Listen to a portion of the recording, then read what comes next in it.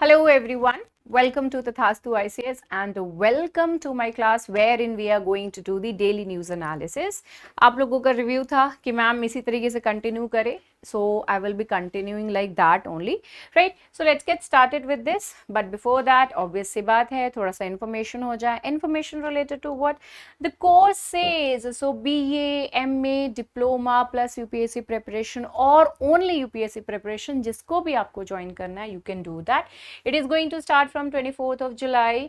Essay enhancement program 16th of July से start हो रहा है, so you can join that as well. Score enrichment program of philosophy admission open still, so you can definitely join that as well. And apart from that, philosophy optional जो है सितंबर first week में next batch start होगी. अभी जो batch है आप उसको अभी भी ज्वाइन कर सकते हो if you are willing to watch the recorded session. जो भी हो चुके हैं that you will be provided with in the recorded form. And बाकी जितने भी बहुत टाइम बाकी है ना, तो आप जो है वो सारे इसके सारे लाइव देख सकते हैं. ठीक है. Apart from that NCERT module this is also running, so you can join this as well. The same thing is applicable over here. Recorded plus live classes will be provided to you. And इसमें जो भी चीज़ें हैं वो सारा यहाँ पे आपको प्रोवाइड कर दिया गया है. What are the benefits and all, so you can join this. इनसे रिलेटेड कुछ भी इंफॉर्मेशन अगर आपको चाहिए तो tathastuics.com आप इसको ज्वाइन यहाँ से जो है इंफॉर्मेशन कलेक्ट कर सकते हैं, या फिर you can call on these numbers as well.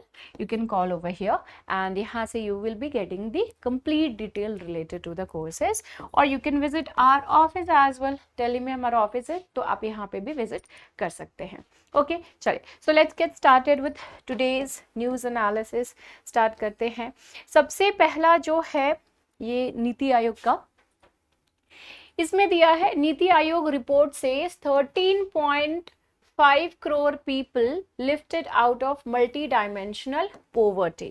Okay, तो जो मल्टी डायमेंशनल पोवर्टी है उसमें से 13.5 करोड़ 13.5 करोड़ लोग जो हैं वो मल्टी डायमेंशनल पोवर्टी जो थी उससे बाहर निकल गए हैं. ओके, अभी हम ये पूरा का पूरा सिस्टम समझें कि ये मतलब ये जो रिपोर्ट है इसमें क्या क्या पॉइंट्स कहे गए हैं. ये चीज़ें समझने से पहले सबसे पहले तो आपको ये जानना होगा कि ये मल्टी डायमेंशनल पोवर्टी होती क्या है. See, when a person is poor, जब भी कोई पर्सन जो है वो पुअर है तो what happens, he actually faces lots of problem in from various directions and all. Different तरीके से जो है उसको दिक्कतें होती हैं. A person who is poor can suffer multiple disadvantages. बहुत सारे डिसएडवांटेजेस होते हैं उसको. तो वही चीज़ है जो कि मल्टी डायमेंशनल, क्योंकि पुअर इसको बहुत आसानी से आप समझ सकते हो. A person who is poor, right, and इसको उस पुअर होने की वजह से बहुत सारे जो प्रॉब्लम्स हैं वो फेस करने पड़ रहे हैं. Okay, he is facing lots of problem because of this. वो कौन से प्रॉब्लम हो सकते हैं, जैसे कि हेल्थ रिलेटेड इश्यूज होंगे, माल न्यूट्रिशन होगा, सही ढंग से खाना नहीं है because he is not having money, पैसा नहीं है, तो ऑब्वियसली बात है कि ढंग से आप जो है अपने आप को फीड नहीं कर पाओगे. फीड नहीं करोगे तो ऑब्वियसली बात है कि ये माल न्यूट्रिशन की इशू होगा, पुअर हेल्थ होगा. एंड देन उसके बाद चेकअप कराने जा रहे हो, तो चेकअप कराने जाओगे तो ऑब्वियसली बात है कि वहाँ पे भी खर्चा लगेगा. So you won't be able to do that as well. Apart from that, clean water जो है वो नहीं मिलेगा क्योंकि आप सही जगह पे नहीं रह रहे हो. सही जगह पे नहीं रह रहे हो तो अच्छा खासा जो पानी है ऑल वो कहाँ से मिलेगा आपको, तो वो एक इशू है. Electricity, you won't be able to pay, ये जो इलेक्ट्रिसिटी के चार्जेस हैं वो आप नहीं पे कर सकते, तो ऑब्वियसली बात है. तो वहाँ पे ये क्या सीन आ जाता है, इलेक्ट्रिसिटी नहीं रहेगी. Apart from that, poor quality of work और little schooling also will be there. तो ढंग के कोई काम भी नहीं मिलेंगे. पुअर हैं, पढ़े लिखे नहीं हैं, तो ऑब्वियसली बात है ढंग का काम भी नहीं मिलेगा. So all these issues are over there. ये पुअर होने की वजह से ये पूरा डिफरेंट डायरेक्शन से ये जो सारे के सारे इश्यूज आपको फेस करने पड़ रहे हैं. That is the multi dimensional poverty over here. Okay, तो वही चीज को जो है यहाँ पर बात कर रहे हैं. And focusing on one factor alone such as income is not enough to capture the reality of the poverty. सिर्फ इनकम के ऊपर ही बेस होकर के आप ये नहीं देख सकते कि पैसे कम है तो पुअर ही होगा. बहुत सारे ऐसे लोग हैं जिनको जो कि they are earning right but जो जितना उनको अर्न हो रहा है, पैसे जितने कमा रहे हैं, उससे घर का खर्चा चलाना एंड ऑल दोज थिंग्स करना जो है वो बहुत मुश्किल हो रहा है, बहुत प्रॉब्लम हो रहा है। तो सिर्फ इनकम के ही बेसिस पे एक्चुअली नहीं कर सकते। Multi dimensional in the sense हमको ये भी देखना चाहिए कि उसको बाकी चीज़ों की फैसिलिटीज जो है वो कर, मतलब उस चीज़ को जो है कंज्यूम जो है वो कर पा रहा है या नहीं, उसके फ़ायदा उसको मिल रहा है कि नहीं, वो सारी चीज़ें। Multi-dimensional poverty measures can be used to create a more comprehensive picture। ये जो है वो ज़्यादा कॉम्प्रिहेंसिव हमको एक स्ट्रक्चर बना जो है वो बताएगा, बिकॉज ये बताता है कि who is poor and how they are poor, कि कौन पुअर है और कैसे पुअर है, किस वजह से, किस डायरेक्शन में, किस चीज को लेकर के पुअर है। द रेंज में differ, the range of different disadvantages they experience can be calculated on the basis of this, right. So that is what you can call it as the multi dimensional poverty. तो आप जो है poverty सिर्फ एक ही चीज को लेकर के बेसिस बना करके नहीं देख रहे हो, बल्कि आप बहुत सारे डिफरेंट एस्पेक्ट्स भी उसको कवर कर रहे हो। सो that is the multi dimensional poverty. अब यहाँ पे अगर हम देखें तो इंडिया, ये नीति आयोग ने कहा है अपने रिपोर्ट में, और इनका रिपोर्ट क्या था, national multi dimensional poverty index 2023, a progress review 2023, ठीक है। तो ये जो रिपोर्ट है, इस रिपोर्ट में इन्होंने देखा कि इंडिया ने एक सिग्निफिकेंट डिक्लाइन जो है वो रजिस्टर किया है, यानी कि 9.89% जो है वो एक रिडक्शन इनको देखने के लिए दिखा है। एंड ये रिडक्शन कैसे इन्होंने कंपेयर किया, 2015 में ये जो पॉवर्टी इंडेक्स थी वो 24.85% थी, एंड ये 2019-21 में ये जो है कम होकर के 14.96% हो गई। ओके तो ये जो गिरावट देखने के लिए मिली है 24.85 से 14.96 जो हो गई है, इसी चीज के ऊपर, मतलब यही जो पॉइंट है यहाँ पे बताया जा रहा है कि ये जो मल्टी डायमेंशनल पॉवर्टी थी वो इंडिया में काफी हद तक कम हो गई है। देखिए अभी अगर आप जो हैं अपने बड़े, आपके घर में जो भी बड़े लोग हैं उनसे पूछेंगे तो पॉवर्टी अगर वो देखेंगे कि गरीबताई है जो इंडिया में, जो पुअर, जितने पुअर लोग हैं एंड ऑल, वो पहले से कम हुए हैं, ज़्यादा हुए हैं, वो चीज़ें वो आराम से देख करके बता सकते हैं, बिकॉज दे हैव एक्सपीरियंस्ड। तो ये चीज़ को लेकर के तो ये डेफिनेटली दे विल अग्री कि पहले जिस तरीके से पुअर लोग बहुत ज़्यादा दिखते थे, वो बहुत ज़्यादा माल नरिश्ड लोग आपको देखने को मिलते थे, मतलब आपके जो बड़े बुजुर्ग लोग हैं उनको, वो आज के डेट में वैसा सिचुएशन नहीं है, बहुत ही कम हो गया है। तो वो इस इंडेक्स को भी देख करके समझ में आ रहा है।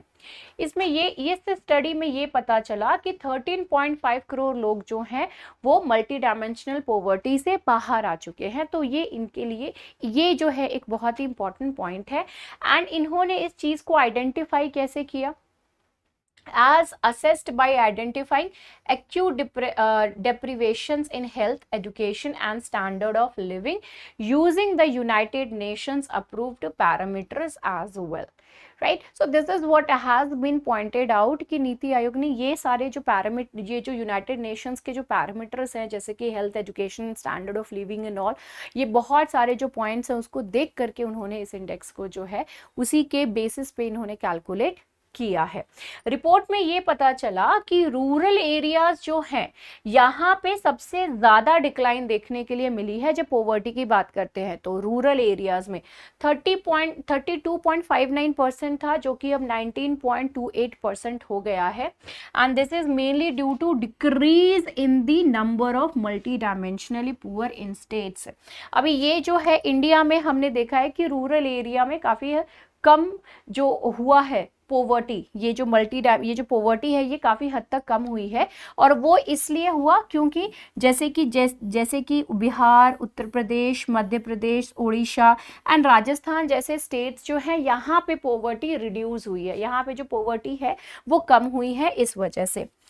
अब जब बात करते हैं दिल्ली, केरला, गोवा और तमिलनाडु जैसे स्टेट्स की, ठीक है, तमिलनाडु, ये सारे जो जगह हैं इनकी अगर हम बात करें तो यहाँ पे least number of poor people facing the multi dimensional poverty have seen, we have seen this thing in this report. ये रिपोर्ट में ये चीज़ आया है, दिल्ली, केरला, गोवा एंड तमिलनाडु जो है यहाँ पे सबसे कम जो है वो लोग हैं जो कि मल्टी डायमेंशनल पॉवर्टी जो है वो फेस कर रहे हैं। Because you can see these are the places जहाँ पर कि अच्छे खासे एजुकेशन भी है and apart from that job opportunities भी अच्छी है, तो वो भी एक फैक्टर जो है यहाँ पर हो सकता है। Apart from this Bihar, Jharkhand, Meghalaya, Uttar Pradesh and Madhya Pradesh जो है उन्होंने इस चार्ट को जो है वो टॉप किया है when it comes to the percentage of population which is multi dimensionally poor and they are living over here. तो यहाँ पे यहीं पे ही आप देख सकते हो कि बिहार, झारखंड, मेघालय, उत्तर प्रदेश, मध्य प्रदेश का क्या सिचुएशन है। तो ये जो है NFHS 2019-21 का है, ये ऊपर जो डार्क ब्लू है और नीचे जो है ये लाइट ब्लू वाला जो है that is of the previous one. उनसे कंपेयर करें तो हाँ ये ज़रूर है कि काफ़ी कम हुआ है, बट स्टिल अभी जो है यहाँ पर मल्टी डायमेंशनल पॉवर्टी की अगर हम बात करें तो काफ़ी ज़्यादा नंबर्स में अभी भी आपको यहाँ पर देखने के लिए मिलेंगे लोग। Multi dimensional poverty urban area की अगर हम बात करें, ठीक है, तो ड्यूरिंग द सेम पीरियड यहीं पे ही, मतलब जो अभी हमने रूरल एरिया की बात करी ना, वहीं पे ही अगर हम ये अर्बन एरिया की बात करें तो यहाँ पर क्या सिचुएशन हुआ है, यहाँ पे डिक्रीज हुआ है। It decrease from 8.65% to 5.27%। तो डिक्रीज देखने के लिए मिल रहा है। 8.65% थी, अब कितना हो गया, 5.27% हो गया, राइट। तो मल्टी डायमेंशनल जो पॉवर्टी अर्बन एरिया में थी तो यहाँ पर भी कम हुआ है, लेकिन ज़्यादा कमी अगर आप देखें तो बहुत ज़्यादा डिफरेंस आया है रूरल एरिया में, क्योंकि यहाँ पे 32.59% था, अब 19.28% है। तो ये देखिए, ये जितने भी आपको ये जो नंबर्स, ये सारी चीज़ें दिख रही हैं, ये सारे आपके मेंस के लिए काम आएंगे, क्योंकि फैक्ट्स ये भी बहुत ज़्यादा ज़रूरी होता है when you are writing the answers and all. वो आपको एक आपका आंसर जो है वो एक ज़्यादा एनहांस्ड एंड बेटर लगता है कि हाँ इस पर्सन ने जो है काफ़ी स्टडी किया है। उत्तर प्रदेश की अगर हम बात करें तो यहाँ पे सबसे ज़्यादा डिक्लाइन हुआ है। यहाँ पे अगर हम पुअर लोगों की अगर बात करें तो with 3.43 crore people escaping multi dimensional poverty, so लगभग 3.5 करोड़ लोग जो हैं वो उत्तर प्रदेश के, वो गरीबी जो ये मल्टी डायमेंशनल पॉवर्टी थी वहाँ से जो है वो बाहर निकल पाए हैं। तो ये एक जो है वो बहुत ही अच्छी बात देखने को मिल रहा है। अपार्ट फ्रॉम दैट इस रिपोर्ट में ये भी कहा गया है, द रिपोर्ट, ये जो एक्चुअली रिपोर्ट है पूरी की पूरी, अभी हमें इतना सारा चीज़ जो देख लिया, ये किसके बेसिस पे बनाया गया है, अभी हम जस्ट मैंने आपको बताया ना NFHS, ठीक है। तो ये जो पूरी रिपोर्ट प्रिपेयर करी गई है national family health survey of 2019-21, इसके बेसिस पे जो है ये पूरी की पूरी रिपोर्ट आपके सामने प्रेजेंट करी गई है। Okay, so this was related to the multi dimensional poverty. Next हमारा टॉपिक आता है, इसमें जो है वो थोड़ा सा स्टैटिक वाला पोर्शन है। यहाँ पे कह रहा है क्लाउड बर्स्ट हुआ हिमाचल के कुल्लू एरिया में, जिसकी वजह से एक इंसान की जो है, एक पर्सन की डेथ हो गई, राइट। यहाँ पर हमको ये जानना ज़रूरी है कि ये क्लाउड बर्स्ट होता क्या है। इसको अक्सर हम हिंदी में सुनते हैं कि बादल फटना, तो ये वही चीज़ है क्लाउड बर्स्ट, राइट। तो क्लाउड बर्स्ट जो है वो दिखता कैसा है, सो यू कैन सी कि किस तरीके से दिखती है। इतना बड़ा शहर है, इतना बड़ा शहर है, उस पर आप देख सकते हो कि कितना बड़ा बादल है एंड उससे जो इतनी सारे पानी ये नीचे एक साथ गिर रहे हैं। Okay, so this is what is the cloud burst. अब यहाँ पे एक्चुअली क्या, बादल फटना नाम से ही पता चल रहा है कि एक्चुअली यहाँ पर हो क्या रही है। See this cloud is actually having lots of water within it। बहुत सारा जो है इसमें जब बारिश होती है, ठीक है, I am not completely explaining you water cycle over here, तो आप सभी को पता है कि वाटर साइकिल का क्या सिस्टम है एंड ऑल। तो पानी जो है वो ऊपर जाना है, वेपोरेट होकर के फिर बाद में जो है वो क्लाउड बनते हैं, लेटर ऑन उसमें कंडेंसेशन होता है एंड देन जब ये बादल भारी हो जाते हैं then the water falls down, right. तो यहाँ पर वही चीज़ हो रहा है, बट इसमें भी एक फैक्टर होता है कि आप लोग जनरली ये जो क्लाउड बर्स्ट है वो सुनते होंगे, अभी हमने न्यूज़ में ही देखा ना कि ये कहाँ हो रहा है, हिमाचल एरिया में है, राइट। तो हिमाचल एरिया में क्या देखने को आपको मिलता है, हिमाचल एरिया में पहाड़ी इलाके हमको देखने को मिलते हैं, राइट। तो ये पहाड़ी इलाके जो है यहाँ पे अक्सर ये सिचुएशन हमको फेस करनी होती है, that is the of the cloud burst. Cloud burst ये है क्या, क्लाउड बर्स्ट में क्या होता है कि all of a sudden what happens, an intense and sudden rainfall, all of a sudden जो है एकदम इंटेंस, बहुत ही भयानक बारिश जो है वो होने लगती है, एंड कुछ ही मिनट की होती है लेकिन बहुत भयानक होने लगती है बारिश, and often accompanied by the hell and thunder. इसमें क्या होता है, हेल एंड थंडर दोनों ही, लाइटनिंग भी होती है इसमें, right. And finally what happens, ये जो भी क्लाउड में जितना भी वाटर होता है वो सारा का सारा पानी नीचे गिरा देता है, right. So this is what actually happens in the cloud burst. अगर इसके प्रिसाइज डेफिनेशन की हम बात करें तो इंडिया मेट्रोलॉजिकल डिपार्टमेंट जो है IMD, इन्होंने कहा है that it involves unexpected precipitation, ठीक है, ये एक्सपेक्टेड नहीं है, ऑल ऑफ अ सडन जो है ये चीज हो जाती है, तो you can not predict this thing. So this is also the point over here, exceeding 100 millimeter or you can say 10 centimeter per hour over an area of approximately 20 to 30 square kilometer। 20 से 30 square kilometre का जो area है वहां पर all of a sudden जो है 10 centimetre की बारिश हो जाती है।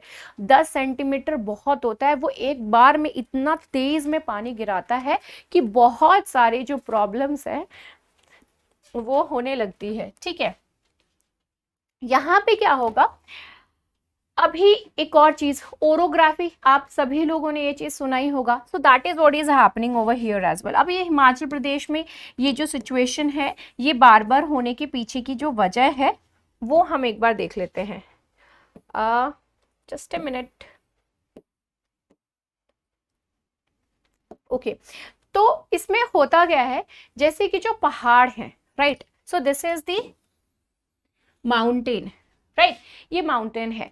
इस माउंटेन में क्या होगा, सपोज कि यहाँ से जो है वो क्लाउड आ रही हैं, आप लोग सभी लोग देखते होंगे ना, बादल चलते रहते हैं, राइट। सो यही जो बादल हैं, ये क्लाउड्स जो है वो आ रहे हैं। These clouds are having lots of water within it, बहुत सारा जो है ये पानी भी इनमें है, ठीक है, इन क्लाउड्स में। अब ये जो क्लाउड है ऑल ऑफ अ सडन क्या हुआ, सपोज कि इनमें काफी पानी था, जब if they are having lots of water within it, तो ये सारा ये जो कंडेंस्ड वाटर वेपर है इसमें, तो उसकी वजह से बादल जो है वो थोड़े भारी है, हैवी है। व्हाट हैपेंस कि ये जो थोड़ा लो लाइन में रहते हैं, ये बहुत ज्यादा ऊंचे नहीं रहेंगे, इनकी हाइट काफी नीचे रहती है, ठीक है।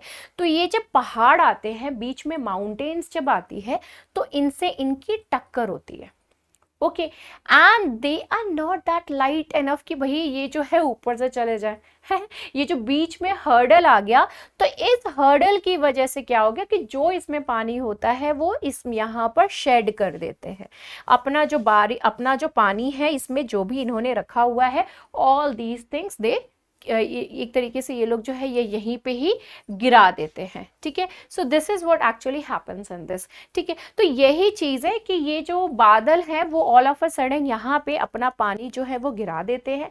क्लाउड बर्स्ट में ये है कि वो एक ही बार में बहुत बड़ा क्लाउड होता है, जिसको कि हम क्यूमुलोनिम्बस कहते हैं, जिसके बारे में मैंने पहले भी डिस्कस किया था। Cumulonimbus is that form of cloud which is containing lots of water within it, उसमें बहुत सारा जो है पानी है, and all of a sudden वो बहुत सारा पानी एक साथ जो है वो गिरा देते हैं, जिसकी वजह से लैंडस्लाइड भी हो सकती है, जिसकी वजह से इसके बीच यहाँ से जो एक बार में, अब ये जो एलिवेशन के ऊपर है ना, ये एलिवेटेड है, ऊंचाई वाला इलाका है, तो ऑल ऑफ अ सडन जब पानी यहाँ पर गिरता है तो ये सारी चीजें जो है अपने साथ बहाता हुआ बहुत ही स्पीड में चला जाता है। तो यही रीजन है जिसकी वजह से ये जो क्लाउड बर्स्ट होता है ये बहुत खतरनाक होते हैं, right. They are actually very dangerous, right. Where do they occur, ये जो क्लाउड बर्स्ट कहाँ पे होते हैं मैंने आपको बता ही दिया, तो ये माउंटेनियस रीजन्स में होते हैं, and primarily due to the terrain and the elevation. समझ में आ गया मैंने क्या बोला था अभी, है ना? वही चीज है कि माउंटेन की हाइट्स की वजह से जो है they can not move further, इतने हैवी होते हैं कि वो आगे क्रॉस करके नहीं जा सकते। एंड यहीं पे जो है ये अपना सारा पानी, और सारा तो नहीं लेकिन बहुत सारा पानी जो है वो यहाँ पे गिरा देते हैं। एंड फिर जब इसमें जो भी बादल बाकी जो पास ऑन करके जा सकते हैं तो वो आगे जा करके भी रेन करते हैं, बारिश होती है। And this is the reason why Western Ghats जो है हमारे, ठीक है, यहाँ से जो मॉनसून होकर के जाती है, राइट, तो वेस्टर्न घाट्स में भी बहुत सारे हिली रीजन है, तो उनके ये जो हिली रीजन है यहाँ पर, ठीक है, इनके इधर ही, समझ में आ रहा है आपको, मतलब ये जो हिली रीजन है इसके इधर ही बहुत सारे वाटर जो है वो अपना शेड कर देते हैं, बहुत सारे, right. So this is what happens in the with the monsoon clouds also, I mean the clouds which are coming over there with lots of water, right? So ये जो events हैं, these events occur when moisture laden air ascends the helitrain forming vertical columns of clouds known as the cumulonimbus, ठीक है। तो cumulonimbus clouds जो हैं वो form करती हैं, बहुत सारी क्लाउड्स एक साथ मिल करके, and all of a sudden ढेर सारा रेन होता है, थंडर होता है और लाइटनिंग भी होती है। So because of this only one person he lost his life. Now the next topic is related to the US hands over 105 antiquities to India following agreement, ठीक है। यहाँ पे इन्होंने अग्रीमेंट जरूर लिखा है, बट यहाँ पे पॉइंट आता है भैया कौन सा अग्रीमेंट, वो बताओ तो प्लीज। सो यहाँ पे जो अग्रीमेंट है वो अग्रीमेंट है कल्चरल प्रॉपर्टी अग्रीमेंट, राइट। तो जिसके तहत इन्होंने, जिसकी वजह से इन्होंने जो है कुछ 105 यू कैन सी एंटिकिटीज जो है वो हमको वापस करी है, राइट। अभी ये जो एक चीज है वो बहुत अच्छा हुआ, और ये कौन से टाइम पीरियड की हमको वापस मिली है, 2nd to 3rd सेंचुरी से ले करके 18th to 19th सेंचुरी तक के जो हमारे हिस्टोरिकली इम्पोर्टेंट हमारी जो चीज़ें हैं वो इन्होंने वापस करी हैं। Okay, so this is what is the what they have actually returned. Now when we come to this cultural property agreement, अगर हम इसके ऊपर आते हैं तो 1970 का यूनेस्को कन्वेंशन, 1970 के यूनेस्को कन्वेंशन में means of prohibiting and preventing illicit import, export and transfer of ownership of cultural property. देखिए, यूनेस्को कन्वेंशन का स्टेट पार्टी है यूएस, ठीक है। तो US is the part of this UNESCO convention जो कि 1970 में आया था, 1970 में आया था, जिसमें कि they are against this thing, against what, they are against the any kind of illicit import, right. So means of prohibiting and preventing illicit import, export and transfer of ownership of cultural property. तो कोई भी जो चीज़ है वो इसके अंतर्गत आती है, जो कि कल्चरली हिस्टोरिकली हमारे लिए बहुत इंपॉर्टेंट है किसी भी देश के लिए। तो उस टाइप की कोई भी चीज का इंपोर्ट एक्सपोर्ट जो है वो नहीं होना है। अभी यहाँ पर जो पॉइंट है ये किस टाइप की चीजों को इसमें कंसीडर करते हैं तो वो देख लेते हैं। तो कोई भी ऐसी चीज which is important to archaeology, archaeological perspective से इंपॉर्टेंट हो, प्री हिस्ट्री के टाइम पीरियड के हो, हिस्टोरिकली इंपॉर्टेंट हो, लिटरेचर का कोई काम हो, आर्ट का कोई काम हो, या फिर साइंस से रिलेटेड कोई चीज़ हो जो कि बहुत इंपॉर्टेंट है, तो उस टाइप की चीज़ों का किसी भी तरीके से जो इलिसिट तरीके से इंपोर्ट एंड एक्सपोर्ट जो होता है वो नहीं होने की यहाँ पर बात जो है वो कह रहे हैं, right. So these includes the archaeological objects जैसे कि एंटिकिटीज जो कि इन्होंने अभी वापस किया यूएस ने, हिस्टोरिकल मॉन्यूमेंट्स की अगर हम बात करें, अब हिस्टोरिकल मॉन्यूमेंट्स में हम कैसे कोई लेकर के जा सकता है, जैसे कि सांची का स्तूप है, राइट। तो सांची के स्तूप का गेटवे है, तो उस गेटवे को फ्रेंच एंड ब्रिटिशर्स लोग जो हैं वो उसको अपने साथ ले जाने की बात कर रहे थे, तो वो हमारे हिस्टोरिकल मॉन्यूमेंट का पार्ट ही है ना। तो वैसा कोई चीज़ भी अगर कोई लेकर के, जस्ट इमेजिन उतना बड़ा gateway they wanted to take back home with them as if कि कोई बुके है लेकर के जाना है, तो ऐसे कोई अगर चीज़ें लेकर के कोई जा रहा हो, या फिर कोई एथनोलॉजिकली इंपॉर्टेंट ऑब्जेक्ट्स हैं जैसे कि कोई रेयर मैन्युस्क्रिप्ट हो गया, items used in the rituals, उस टाइप की कोई चीज़ें हो गई तो वो सारी चीज़ें अगर पकड़ी जाती हैं तो right, if they catch these kind of people who are doing this thing, तो डेफिनेटली उसको पनिशमेंट तो मिलेगी ही मिलेगी। उसके अलावा ये इस टाइप की जो चीज़ें हैं वो रिटर्न भी कर दी जाएंगी। सो इसी अग्रीमेंट के अंतर्गत जो है इन्होंने इसको वापस किया है। Next is DRDO's propulsion system in focus as India expects 3 more Scorpions। ठीक है, तो इंडिया जो है वो एक्सपेक्ट कर रहा है कि हमको 3 और स्कॉर्पियंस जो हैं वो मिलेंगे। ठीक है, 3 और स्कॉर्पियंस जो हैं वो हमको मिलेंगी। तो इस वजह से दे आर सेइंग कि हमारा जो अपना प्रोपल्शन सिस्टम है, ठीक है, तो वो प्रोपल्शन सिस्टम हमको यूज करना है। ये प्रोपल्शन सिस्टम किसकी बात कर रहे हैं? एयर इंडिपेंडेंट प्रोपल्शन सिस्टम, जिसको किसने डेवलप किया है? DRDO ने ही, defence research and development organisation, DRDO ने, राइट। सो ये जो AIP air independent propulsion system, जिसको कि DRDO ने जो है इसको डेवलप किया है, वो चाहते हैं कि उन सबमरीन्स में उसका इस्तेमाल हो, उसको जो है उसमें इंटीग्रेट किया जाए, ये जो हमारा इंडिजिनियसली डेवलप्ड प्रोपल्शन सिस्टम है उसको। ओके, सो ये जो आर्टिकल है ये एक्चुअली इसी चीज़ को डेडिकेटेड है कि हम 3 मोर स्कॉर्पियंस जो है वो एक्सपेक्ट कर रहे हैं। तो भाई हमारा जो सिस्टम है, हमारा जो इंडिजिनियसली डेवलप्ड प्रोपल्शन सिस्टम है, उसको इसमें लगा दीजिए इसमें। ठीक है, the 3 additional scorpion submarines will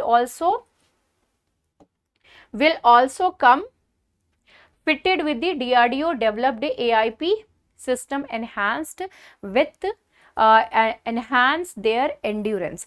अभी यहाँ पे जो है अभी यहाँ पे एक्चुअली हमको जानना क्या है कि हम सभी को पता है कि भैया सबमरीन्स जो हैं वो हमारे लिए बहुत ज़्यादा ज़रूरी हैं। सबमरीन्स क्यों ज़रूरी हैं? बिकॉज हमको अपने ओशन का भी तो उसका भी तो सुरक्षा करना है, हमारा जो भी टेरिटोरियल एरिया है। एंड अपार्ट फ्रॉम दैट, वहाँ से आप सभी को याद ही होगा कि कसाब किस तरीके से जो है समुद्र का इस्तेमाल करके ओशन का अरेबियन सी की तरफ से होते हुए जो है वो मुंबई में वो सभी लोग घुसे थे। एंड इतना बड़ा अटैक हमारी देश पे एक तरीके से हुआ था, सिर्फ मुंबई में नहीं, वो हमारे पूरे देश के ऊपर वो अटैक था। तो इस वजह से जो है हमारे लिए इस टाइप की पनडुब्बियाँ, हमारे लिए इस टाइप की जो सबमरीन्स हैं वो बहुत ज़्यादा ज़रूरी है। And not only for the security purpose, but जब भी वॉर हो, ठीक है, तो अगर वॉर कभी होता है, कभी हो ना, सब लोग तो यही चाहेंगे कि वॉर ना हो, लेकिन इफ इन केस अगर कभी होता है तो उनका इस्तेमाल जो है हम उस टाइम भी कर सके। तो ये AIP जो है ये एक्चुअली बहुत ही अच्छी सिस्टम है, एयर इंडिपेंडेंट प्रोपल्शन सिस्टम है इसका पूरा नाम। तो AIP जो है ये क्या है? इसको बेसिकली एम्प्लॉय किया गया है as a secondary power source. ये एक तरीके से पावर सोर्स है, बट सेकेंडरी पावर सोर्स है। ठीक है, पावर सोर्स है बट सेकेंडरी पावर सोर्स है, जो कि conventional diesel engine takes care of the surface propulsion. अब यहाँ पे कह रहा है कि जो भी ये जो प्रोपल्शन होगा, सरफेस प्रोपल्शन है, बेसिक जो एनर्जी जहां से कंज्यूम हो रही है that is the diesel engine only. ठीक है, तो डीजल इंजन से जो हमारा एनर्जी जनरेट हो रहा है, by using that only the submarine is moving forward. Submarine क्या हो रहा है? सामने की तरफ जो है वो फॉरवर्ड मूव कर रहा है। लेकिन यहाँ पर जो है AIP वो सेकेंडरी पावर सोर्स के तौर पे जो है यहाँ पर इसको लगाया जाएगा। अब ये जो इस टाइप की जो सेटअप्स है, right, most of these setups generate power that is utilized either for operating an electric motor or recharging the submarines batteries। okay, अभी ये जो सेकेंडरी पावर सोर्स है तो ये इसका मतलब क्या है? पावर जनरेट कर रहे हैं। ठीक है, अब ये जो पावर जनरेट कर रहे हैं तो इसका क्या काम करेंगे? In order to operate the electric motor, जो मोटर होगा उसको ऑपरेट करेगा, या फिर सबमरीन में जो बैटरीज हैं उसको चार्ज करेगा। तो हमारा ये जो डीजल से जो भी एनर्जी जनरेट हो रहा है that is being consumed in order to move forward, propulsion के लिए हो रहा है वो यूज, राइट। लेकिन यहाँ पर AIP जो है वो दूसरे कामों में भी इसका यहाँ पे इस्तेमाल कर सकते हैं। अब ये AIP को इसमें जो इंटीग्रेट करने की वजह से क्या हो, ये कहाँ पे इंटीग्रेट होना है? The integration of AIP into existing submarine hulls can be accomplished by adding an additional segment to the hull structure. अब ये hull structure actually ये होता क्या है, देखिए ये सबमरीन है, ठीक है, सबमरीन में जो है ये जो area, right, so that is the हल पार्ट। अब यहाँ पे क्या होता है कि सारे compartments actually different different compartments हैं कि कहाँ पे मशीन होगी, कहाँ पे जो है लोग हैं वो रहेंगे, राइट, कहाँ पे उनके जो केबिन्स हैं ऑल वो सारी चीज़ रहेंगी, कहाँ पर जो है ये बेसिकली इनका काम करने वाला जो पर्टिकुलर एरिया है, कहाँ पे जो है हथियार रखे होंगे, वो सारी चीज़ें जो हैं सबका अपना अपना एरिया डिसाइडेड रहता है। तो वही चीज़ कह रहे हैं कि एआईपी जो है उसको हल वाला जो पोर्शन है, ठीक है, इसमें किसी कंपार्टमेंट में जो है हमको यहाँ पे एक कंपार्टमेंट बना करके इनको वहाँ पे इंस्टॉल करना होगा, वहाँ पे ऐड ऑन करने के लिए, वहाँ पे रखने के लिए हमको एक सेगमेंट जो है वो वहाँ पर तैयार करनी होगी ताकि उसको वहाँ पे हम फिट कर सके। खैर, सो मेन हमको जानना गया है यहाँ पे, बस जानना ये है कि ये एक सेकेंडरी पावर सोर्स है जिसको कि हम चाहते हैं कि हमारे सबमरीन में रहे and this will be the work of it, ठीक है, ये जो है इसका काम रहेगा। नेक्स्ट हमारा टॉपिक है that is Russia exits UN brokered deal to export Ukrainian grain via Black Sea, ठीक है। तो ये एक बहुत ही इंपॉर्टेंट न्यूज़ सामने निकल करके आ रहा है एंड ये इंपॉर्टेंट न्यूज़ क्या है कि रशिया जो है, रशिया और यूक्रेन के बीच में, ठीक है, रशिया और यूक्रेन के बीच में एक डील हुई थी। वो डील थी एक्चुअली किसकी, ग्रेन की सप्लाई करने की, कि वॉर हो रहा है उसको अलग रखिए लेकिन कम से कम ग्रेन की जो सप्लाई है वो होने दीजिए, राइट। तो वो डील से रशिया जो है वो एग्जिट कर गया है कि भैया इसमें तो हमको कोई भी फायदा किसी तरीके से दिख नहीं रहा है एंड ये जो यूक्रेन के साथ वॉर है वो बहुत ही ज़्यादा खिंचती जा रही है, राइट। सो बेसिकली यहाँ पे जो बड़ा पिक्चर यही दिख रहा है कि रशिया ने क्विट कर दिया, लेकिन अब इसके पीछे के रीज़न लोग बता रहे हैं कि लोग ये स्पेक्यूलेट कर रहे हैं कि एक्चुअली क्रीमिया एंड रशिया को जोड़ने वाली इकलौती एक ब्रिज थी जो कि रशिया ने बिल्डअप कराई थी आफ्टर कैप्चरिंग क्रीमिया। तो क्रीमिया को जब इन्होंने कैप्चर कर लिया था वो ब्रिज बनाए एंड उस ब्रिज को जो है इन्होंने अटैक किया। तो Russia is pointing out at Ukraine की आपने जो है उसके ऊपर अटैक किया है, ठीक है। अब ये अटैक हुआ तो उसकी वजह से एक फैमिली जो है वो बिखर गई, माँ बाप जो है उनकी डेथ होगी, पेरेंट्स की डेथ होगी। अब उनकी एक बेटी है जो कि हॉस्पिटल में एडमिटेड है। उनका, रशिया का कहना है कि इस ब्रिज का इस्तेमाल हमने बहुत टाइम पहले किया था एंड हमारी जो, मतलब मिलिट्री के तौर पे मैं कह रही हूँ कि मिलिट्री ने इस रोड का यूज, ये जो ब्रिज है इसका यूज बहुत पहले किया था, अभी हाल फिलहाल में इसका कभी यूज जो है वो नहीं हुआ है।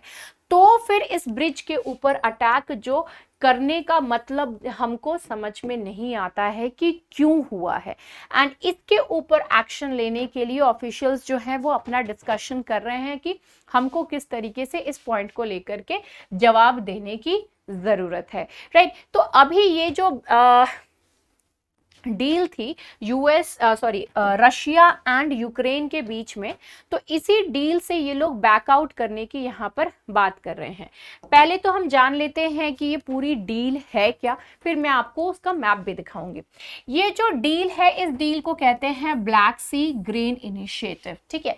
तो ये ब्लैक सी ग्रेन इनिशिएटिव था जो कि इसको एस्टैब्लिश किया गया था। ये जो डील साइन कराई गई थी इसके पीछे का पर्पस क्या है, तो इसके पीछे का पर्पस था export of food and fertilizer from Ukraine to the global market. यानी यूक्रेन से जो है, सपोज दिस इज यूक्रेन, यहाँ से भले ही इसके ऊपर अटैक हो रहा है धमाधम जो है रशिया की तरफ से, बट यहाँ से जो है ग्रेन की सप्लाई दूसरे देशों में जाना रुके नहीं।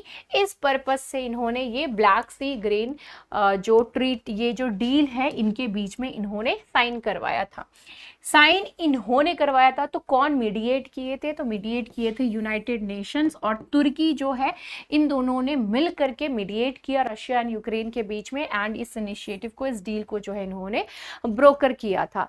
मेन चीज क्या थी, maritime safe maritime humanitarian corridor इन्होंने एस्टैब्लिश किया कि भाई यहाँ से जो है ये चीज़ें सप्लाई होंगी। ह्यूमैनिटेरियन नाम यहाँ पे ऑब्वियसली बात है कि इंसानों बहुत सारा जो है गेहूं इन सब चीज़ों की जो सप्लाई है यूक्रेन से बहुत सारे देशों में जाती है, तो इस वजह से जो है ये सप्लाई रुकना नहीं चाहिए था, because lot many people are dependent on this. ये बहुत सारे लोग जो है इस पे डिपेंडेंट है इस वजह से।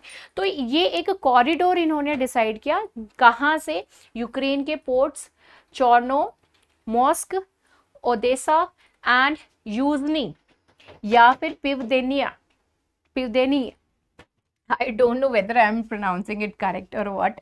तो ये जो 3 पोर्ट्स है, ये 3 पोर्ट्स से सप्लाई करने के लिए कह दिया गया था कि ठीक है हम यहाँ पर अटैक नहीं करेंगे, ये डील हो गया था। ये एक्सपोर्ट कौन कौन सी चीज़ों का होगा, तो ग्रेन, दूसरे जो भी फूड मटेरियल हैं वो, या फिर जो फर्टिलाइजर्स हैं उन सब चीज़ों का, which includes even the ammonia also. तो ये सारी चीज़ें यहाँ से ट्रांसफ़र हो सकती थी। अभी हम देख लेते हैं कि अभी तो समझ में आ गया कि ये डील पूरी थी क्या। ब्लैक सी डील क्यों बोल रहे हैं ये भी देख लेते हैं। ब्लैक सी डील इसको इसलिए कह रहे हैं क्योंकि ये ब्लैक सी से होकर के जाएगी, राइट। सो यहाँ पर आप देख सकते हैं this is the Ukraine, okay तो यूक्रेन है, यहां से जो है सप्लाई आराम से होकर के जाए। So for this reason Black Sea से होके जा रही है, इसी वजह से ये जो है इसका नाम ब्लैक सी डील के तौर पे दिया गया था। अब यहाँ पे जो है एक और पॉइंट, जो ये मैं ब्रिज की बात कह रही थी, ठीक है, तो ये जो ब्रिज है वो ये है, this is the Crimea, right. Crimea कहाँ पर है, मैप में थोड़ा और अच्छे से यहाँ पर पता चल जाएगा, right. So this is the Ukraine वाला पार्ट, ओके ये यूक्रेन है। यहाँ पर नीचे दिस इज द क्रीमिया वाला पार्ट, राइट। यहाँ पे जो है ये रशिया है, ओके। अब इन्हीं के बीच में जो है एक छोटा सा ब्रिज बनाया गया था, ओके हियर यू कैन सी कि एक छोटी सी ब्रिज जो है ये यहाँ पर बनाई गई थी, उसी ब्रिज के ऊपर जो है वो अटैक हुआ है, ठीक है। तो इसी के ऊपर जो है अटैक हुआ है, एंड जिसकी वजह से Russia is very much angry, दो दे आर सेइंग कि हमने जो ये एक्शन लिया है इस डील से बैकआउट करने का, उसके पीछे रीज़न ये ब्रिज नहीं है, बट ऑब्वियसली बात है कि ये तुरंत ये इस ब्रिज के ऊपर अटैक होने के बाद तुरंत इन्होंने ये डिसीजन लिया था। तो ऑब्वियसली बात है एवरीवन इज स्पेक्यूलेटिंग कि हो सकता है कि यही रीज़न हो, ओके। नेक्स्ट हमारा जो टॉपिक है that comes from the text and context. The Hindu में आप सभी लोगों ने देखा ही होगा टेक्स्ट एंड कंटेक्स्ट वाला पोर्शन, जिसमें कल ही मैंने ये वाला न्यूज़ कवर किया था। बाकी जितने भी न्यूज़ एनालिसिस वाले हैं उन्होंने ये चीज़ को कवर नहीं किया था, चीता की डेथ को। छोटा सा ही सबने सोचा कि छोटा सा पॉइंट है भैया इसको छोड़ दो करके, but I had covered that.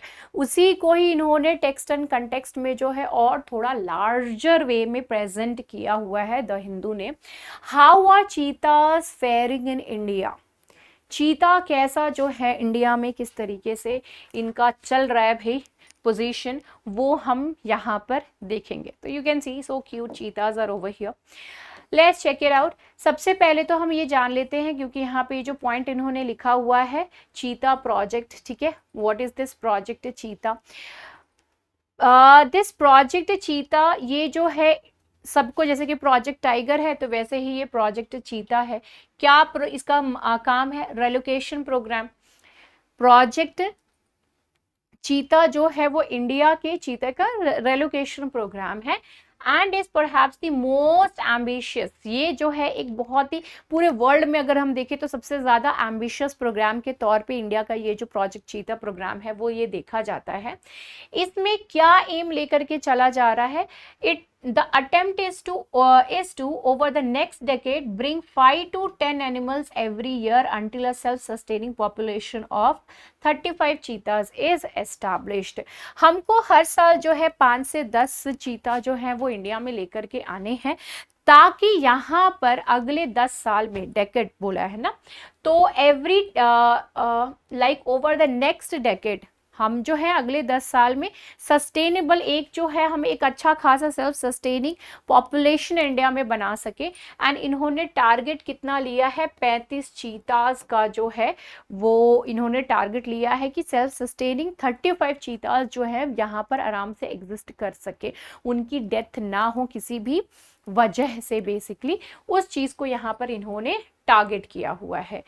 अब यहाँ पे unlike cheetahs in South Africa, Namibia, South Africa और नामीबिया की अगर हम बात करें तो इन सारी जगहों पर होता क्या है कि ये जो चीताज हैं इनको फेंस्ड एरिया में रखते हैं, फेंस्ड जो रिजर्व्स है वहां पे रखते हैं। लेकिन इंडिया का प्लान ऐसा नहीं है। इंडिया चाहता है कि जो हमारी चीता है वो वाइल्ड वाले रीजन में ही रहे, राइट हमारी जो चीता है वो वाइल्ड वाले रीजन में ही रहे, ना कि वो सिर्फ फेंस्ड वाले, ना कि वो फेंस्ड वाले एरिया में रहे। तो इसी वजह से इसको इतना एम्बिशियस प्रोग्राम कह रहे हैं। वी आर एक्चुअली प्लानिंग कि हमारी चीता है वो जंगली माहौल में ही रहे, वाइल्ड माहौल में ही रहे एंड वहीं पर जो है वो ग्रो करे, फ्लरिश करे and all, right. So this is what we are actually we have plan like this. But when it comes to South Africa, Namibia, वहां पर ऐसा जो है वो नहीं होता है।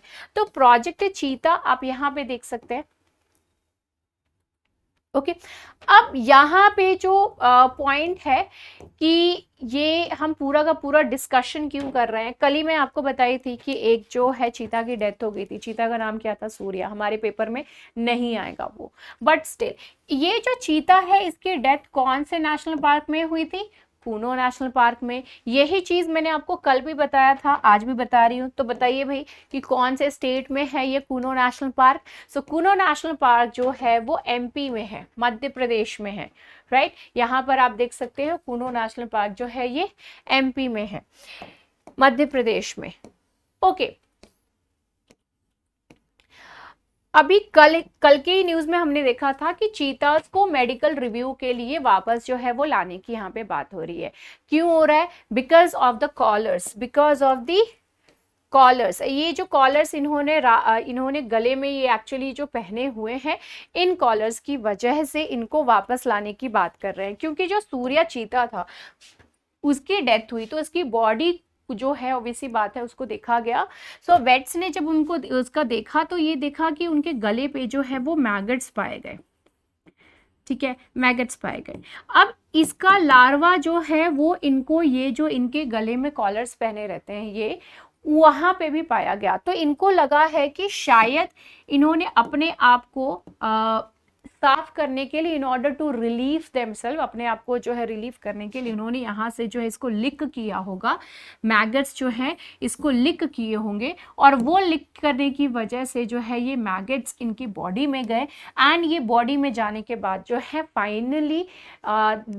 फाइनली सूर्या पेरिश्ड, जो चीता था वो उसने गिव अप कर दिया लाइफ से। So this what actually happened, this is what we are speculating. हमको ऐसा लग रहा है कि शायद ऐसा कुछ जो है वो हुआ होगा करके। तो लेकिन जैसे कि पहले भी मैं आपको बताई थी कि ये वन ऑफ अ काइंड हमारे सामने जो ये केस आया हुआ है, क्योंकि इससे पहले ऐसा कुछ भी नहीं हमको देखने के लिए मिला था। सबसे पहला पॉइंट तो यहाँ पे यही कहा जा रहा है कि ये हो सकता है रीजन कि ये जो चीताज हैं ये एक्चुअली हमने दूसरे देश से यहाँ पर लेकर के आए हैं, राइट। तो अब जैसे कि यहाँ पे देख लीजिए इंडिया में हो क्या रहा है, इंडिया में मॉनसून सीजन चल रही है, right.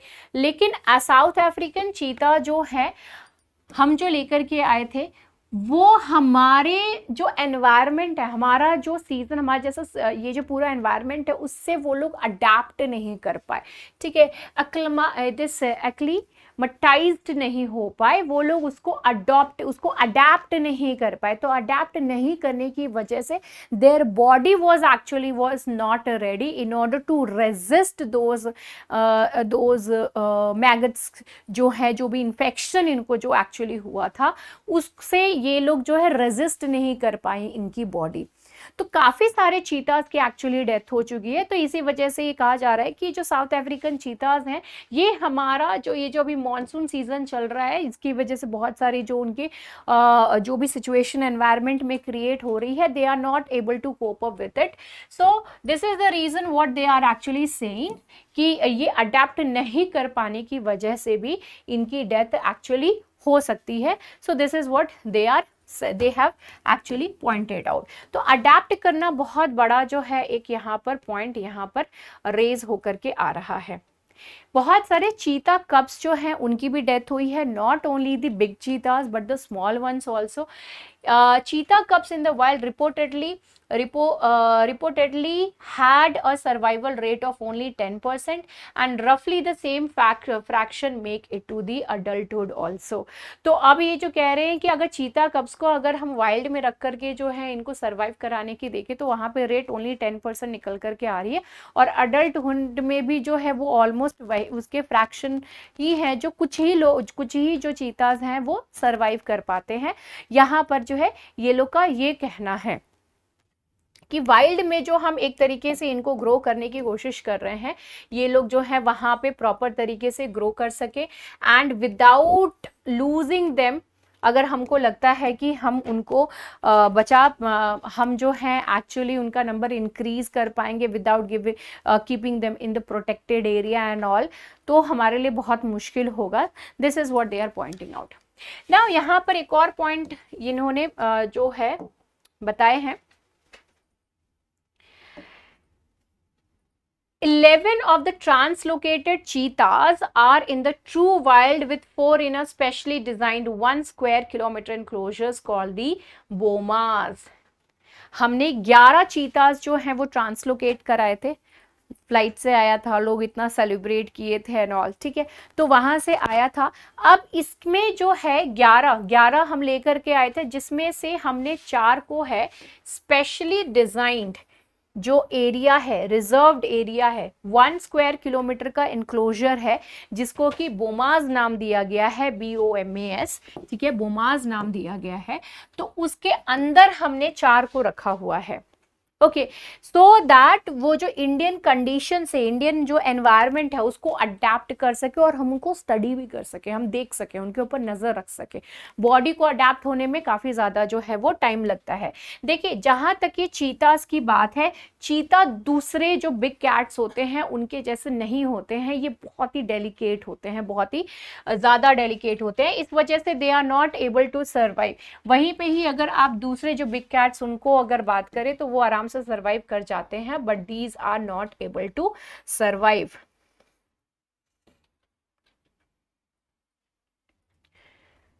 Right, so these are the basic flaws. खैर, it is a mistake to have had all 20 cheetahs।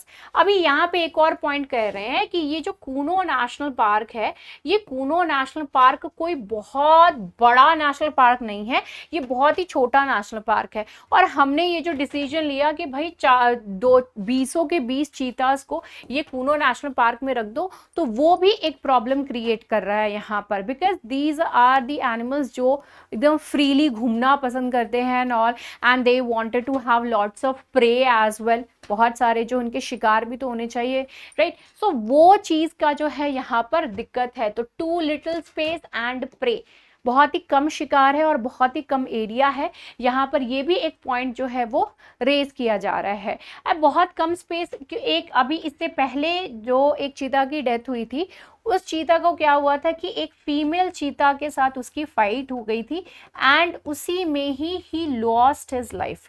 उसके बाद जो है जो भी उसको चोट लगी थी उसको जो है ओवरकम नहीं कर पाया एंड फाइनली उसकी डेथ हो गई थी।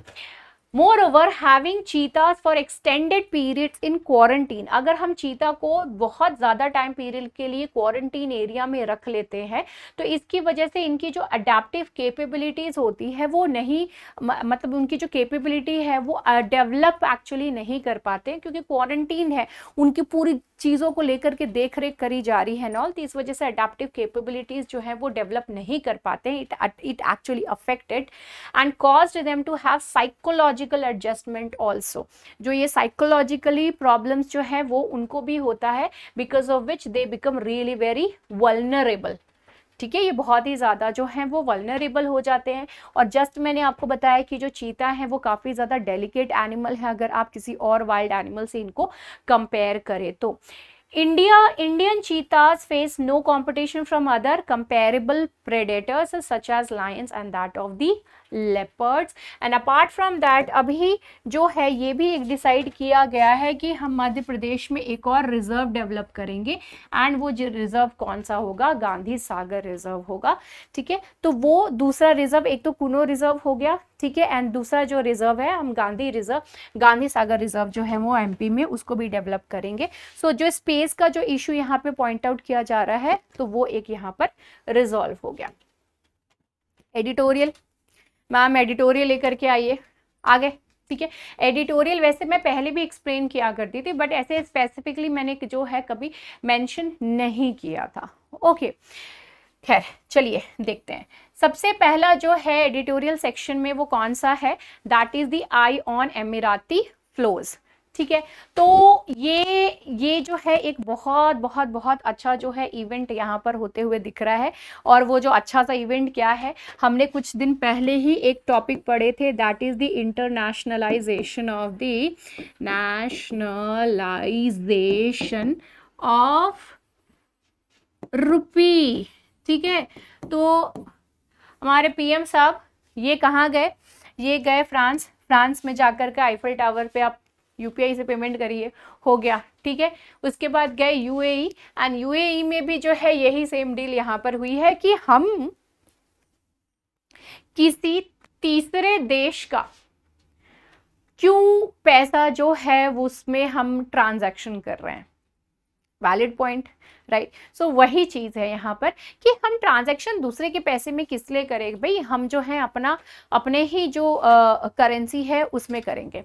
Okay, so establishing local currency framework, so RBI और सेंट्रल बैंक ऑफ यूएई जो है इन्होंने both of them they agreed in order to enable the use of the local currencies for cross border transactions. तो जो local currencies हैं उसका cross border transaction के लिए दोनों ही जो है उन्होंने अग्री कर दिए हैं।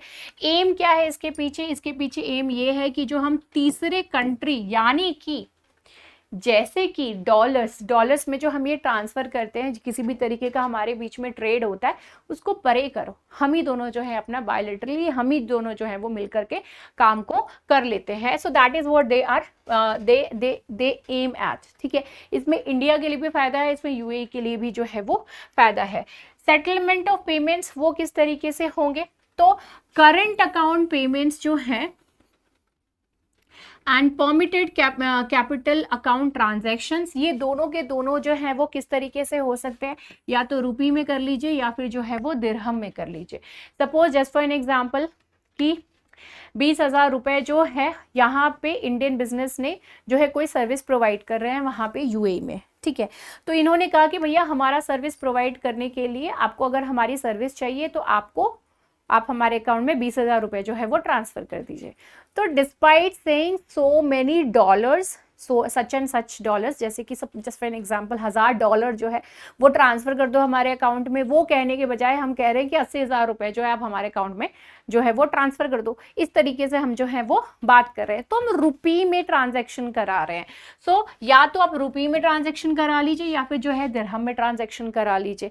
ठीक है, ये जो लोकल करेंसी सेटलमेंट सिस्टम है इसको एस्टैब्लिश किया जाएगा। ये एक पॉइंट है यहाँ पर जिसको ध्यान में रखिएगा कि एक लोकल करेंसी सेटलमेंट सिस्टम जो है इसको एस्टैब्लिश किया जाएगा, जो कि इस चीज को फैसिलिटेट करेगा कि ये जो सेटलमेंट प्रोसेस है ये स्मूथली, प्रॉपरली, सही ढंग से दोनों पार्टी के बीच में आराम से हो जाए करके।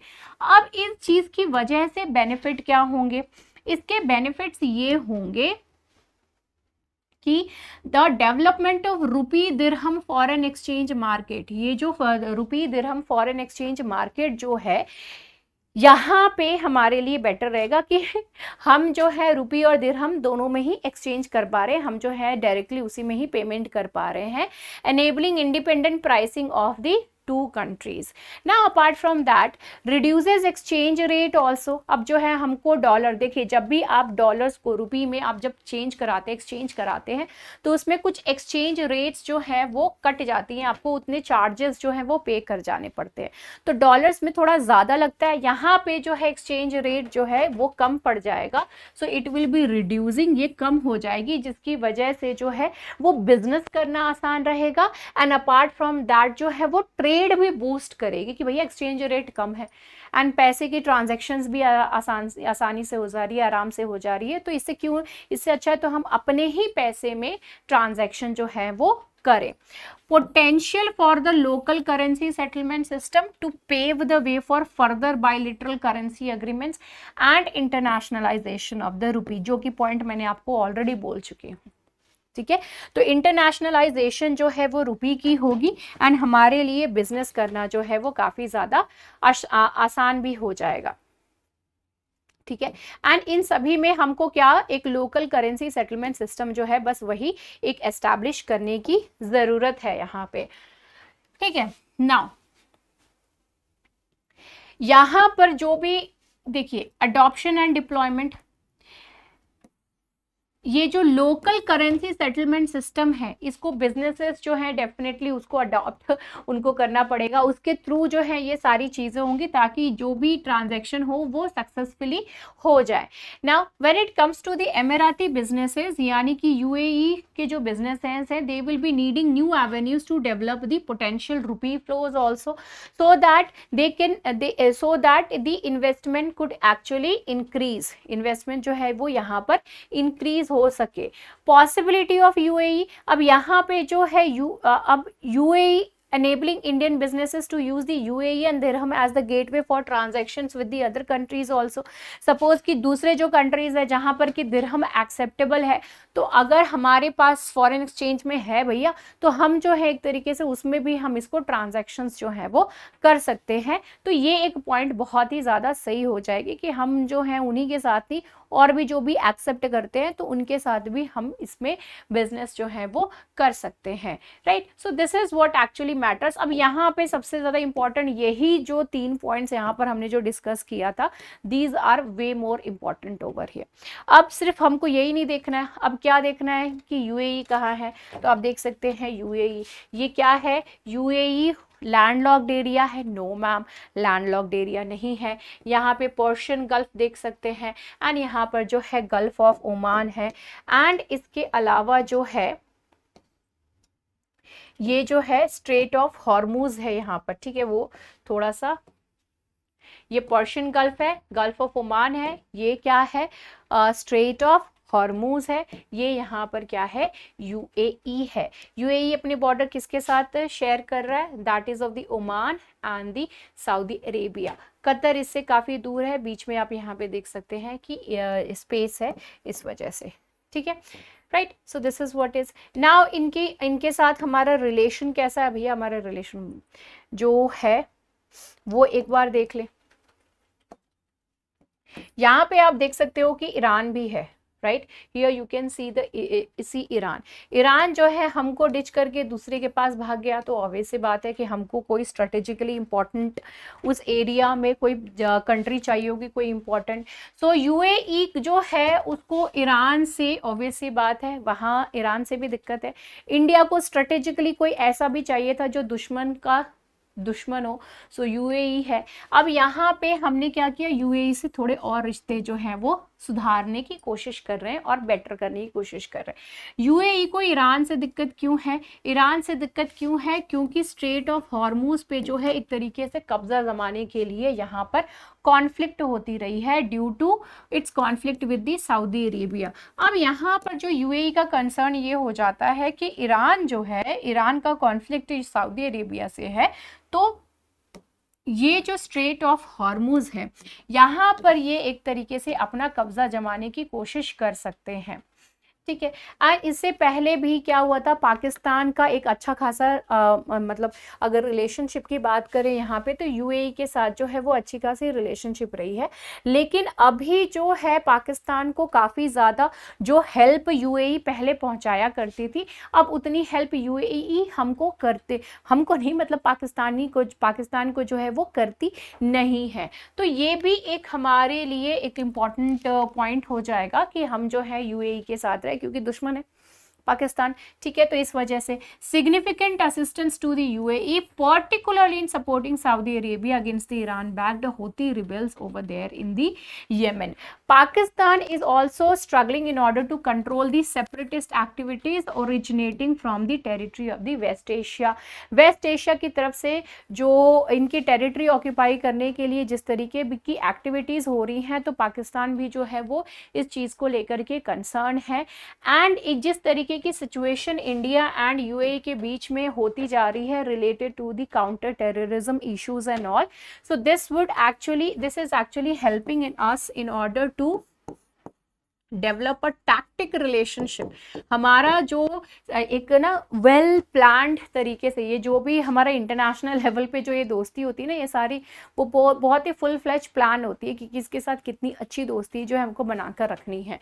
तो यहाँ पे ऑल इन ऑल आपको यही देखना है कि यूएई इज परेशान विद ईरान से परेशान है। ठीक है, ईरान के साथ इंडिया का हमारा जो है वो दिक्कत हुआ था बिकॉज ऑफ द पोर्ट। अब आपको बताना है वो कौन सी पोर्ट जो कि ईरान में हम ही ने उनकी हेल्प करी थी, वो ऑयल रिजर्व जो है वो फाइंड करने में, और उसके बाद जो है वही हमने पूरा डेवलप भी किया। उसके बाद उन्होंने हमसे वापस भी ले लिया कि आपकी ज़रूरत नहीं है, हम अपना जो है आगे काम हैंडल कर लेंगे because of China over there, right. तो ये जो सारा सिचुएशन हुआ, अब इसकी वजह, अब ये यूएई जो है वो परेशान है स्ट्रेट ऑफ हॉर्मुज को लेकर के, क्योंकि ईरान और सऊदी अरेबिया के बीच में टक्कर है, राइट। एंड यहाँ से जो है बहुत सारे शिप्स जो हैं वो जाते हैं for the business purpose and all, वहाँ से बहुत सारी सामान जो है वो लोड करके दूसरे देशों में जाया करती हैं, राइट। सो ये सारी चीज़ें एक्चुअली हो रही हैं। तो द थिंग इज दैट अब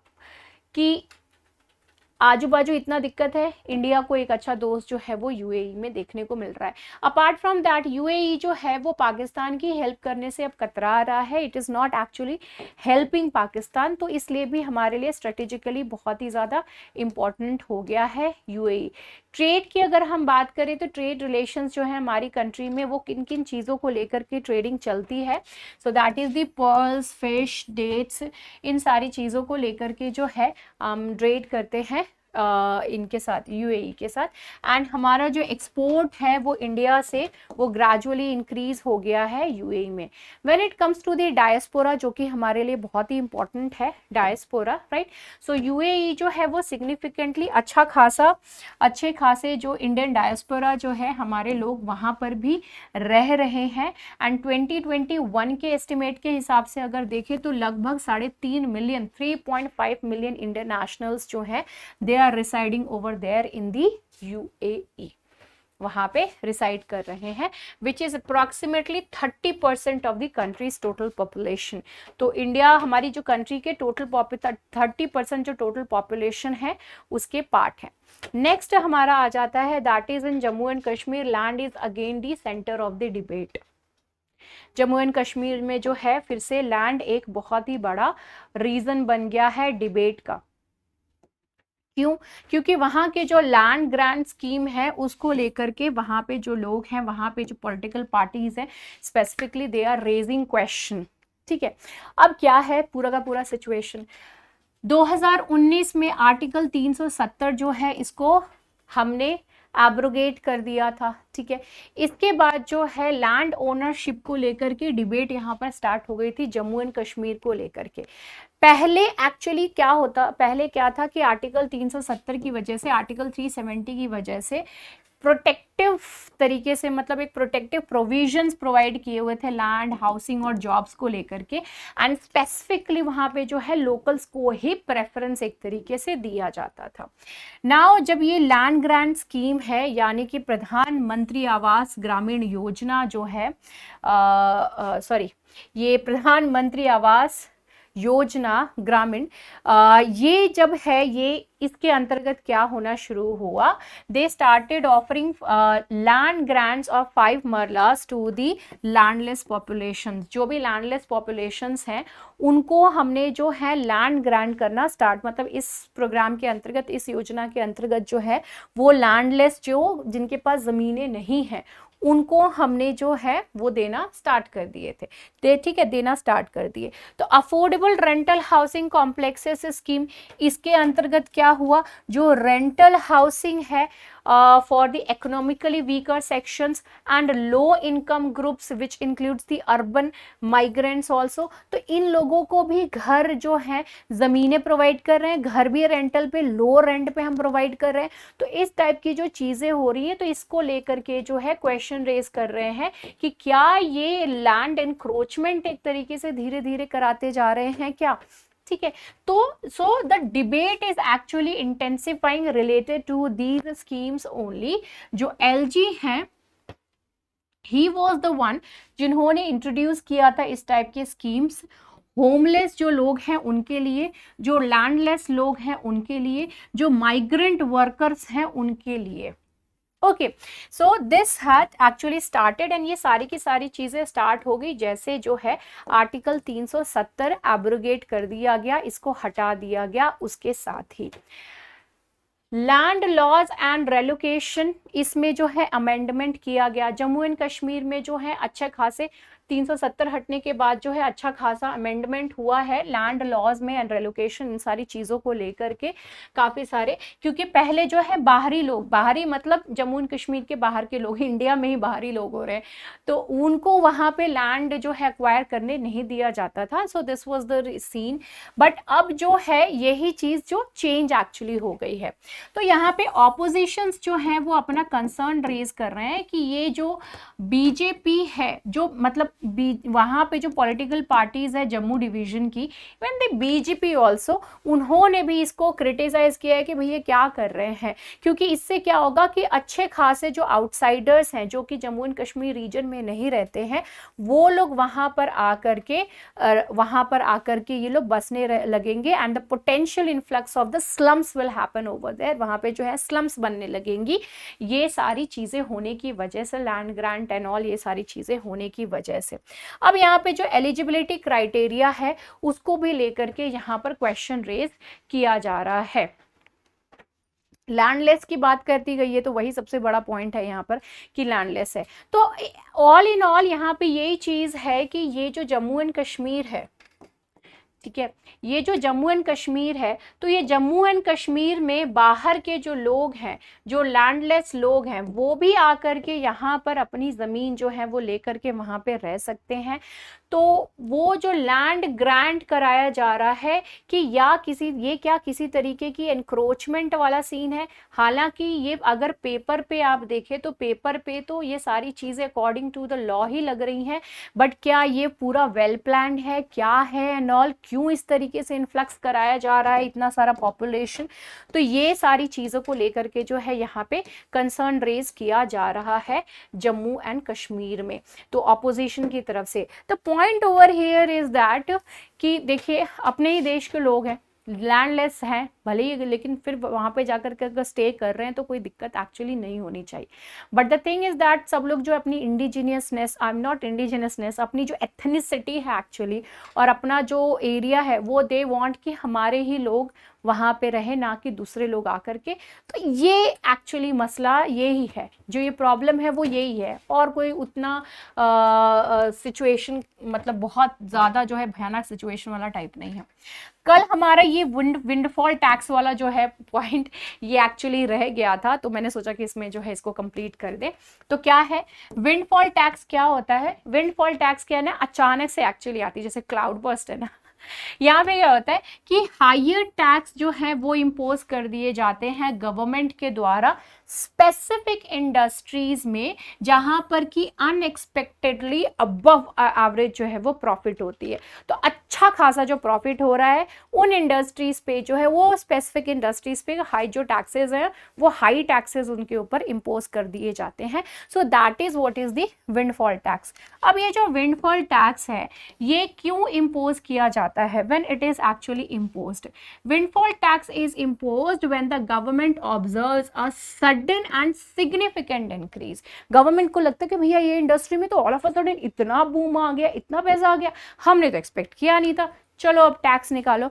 तो वो जब सिचुएशन एक्चुअली होती है तो उस सिचुएशन में विंडफॉल टैक्स जो है वो इम्पोज किया जाता है। So this is what it is related to our news analysis. तो भाई आज का हमारा न्यूज़ एनालिसिस जो है वो काफ़ी लंबा, काफ़ी लेंदी एंड बहुत ब्रॉडली जो है बहुत सारी चीज़ें हमने कवर करी थी। I hope you people are liking it. Do enjoy, do share and see you in the next video. Bye bye.